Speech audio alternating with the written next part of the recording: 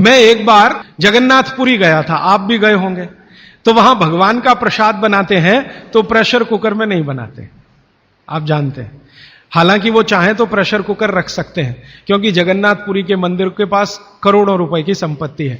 तो मैंने मंदिर के महंत को पूछा कि ये भगवान का प्रसाद, माने वहां दाल और चावल मिलता है प्रसाद के रूप में, वो मिट्टी की हांडी में क्यों बनाते हैं? आप में से जो भी गए हैं जगन्नाथपुरी, आप जानते हैं वो मिट्टी की हांडी में दाल मिलती है और मिट्टी की हांडी में चावल मिलता है या खिचड़ी मिलती है, जो भी मिलता है प्रसाद के रूप में।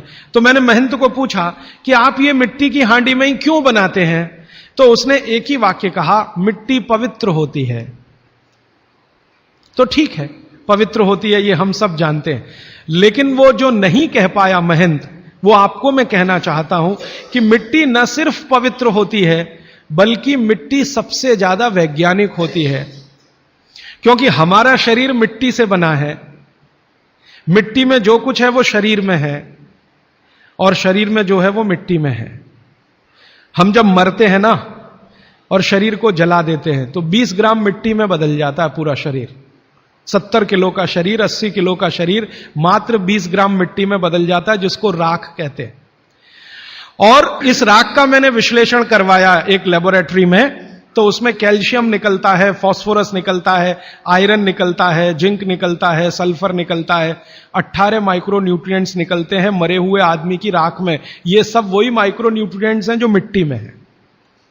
इन्हीं 18 माइक्रो न्यूट्रिएंट से मिट्टी बनी है, यही 18 माइक्रो न्यूट्रिएंट शरीर में है जो मिट्टी में बदल जाता है। तो महंत का कहना कि मिट्टी पवित्र है, वो बहुत वैज्ञानिक स्टेटमेंट है। बस इतना ही है कि वो उसको एक्सप्लेन नहीं कर सकता।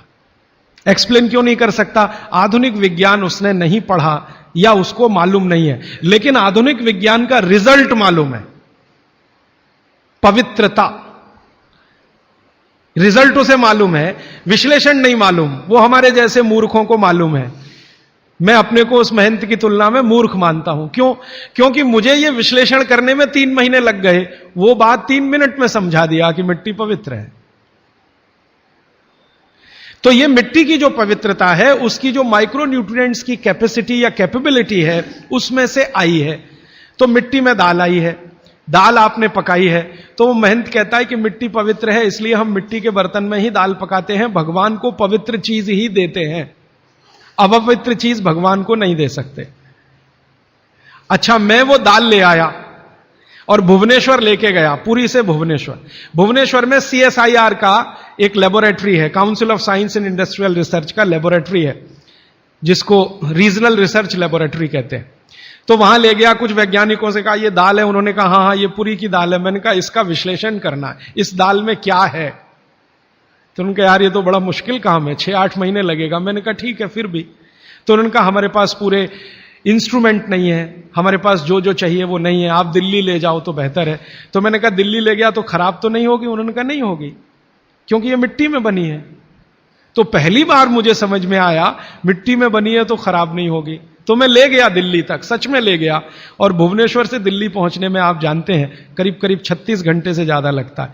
दिल्ली में दिया, कुछ वैज्ञानिकों ने उस पर काम किया और उनका जो रिजल्ट है, जो रिसर्च है, जो रिपोर्ट है, वो ये है कि इस दाल में एक भी माइक्रो न्यूट्रिएंट कम नहीं हुआ पकाने के बाद भी।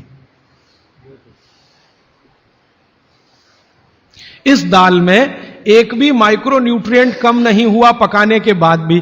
फिर मैंने उन्हीं वैज्ञानिकों को कहा कि भैया प्रेशर कुकर की दाल का भी जरा देख लो। तो उन्होंने कहा ठीक है, वो भी देख लेते हैं। तो प्रेशर कुकर की दाल को जब उन्होंने रिसर्च करके देखा तो उन्होंने कहा इसमें माइक्रो न्यूट्रिएंट्स बहुत ही कम है। मैं पूछा परसेंटेज वाइज बता दो, तो उन्होंने कहा अगर अरहर की दाल को मिट्टी की हांडी में पकाओ और 100% माइक्रो न्यूट्रिएंट्स हैं, तो कुकर में पकाने में 13% ही बचते हैं, 87% नष्ट हो गए। मैं पूछा कैसे नष्ट हुए? तो उन्होंने कहा ये जो प्रेशर पड़ा है ऊपर से और इसने दाल को पकने नहीं दिया, तोड़ दिया, मॉलिक्यूल्स टूट गए हैं, तो दाल तो बिखर गई है, पकी नहीं है, बिखर गई है, सॉफ्ट हो गई है। तो खाने में हमको ऐसा लग रहा है कि ये पका हुआ खा रहे हैं, लेकिन वास्तव में वो नहीं है। पके हुए से मतलब यह होता है कि जो माइक्रो न्यूट्रिएंट्स आपको कच्चे रूप में शरीर को उपयोग नहीं आते, उनको आप उपयोगी बना लें, इसको पका हुआ कहते हैं आयुर्वेद में। दोस्तों, सबसे पहले तो चैनल सब्सक्राइब करें, फिर लाइक, कमेंट और शेयर करें, और हाँ, हमारा एंड्रॉयड ऐप डाउनलोड करना ना भूलें।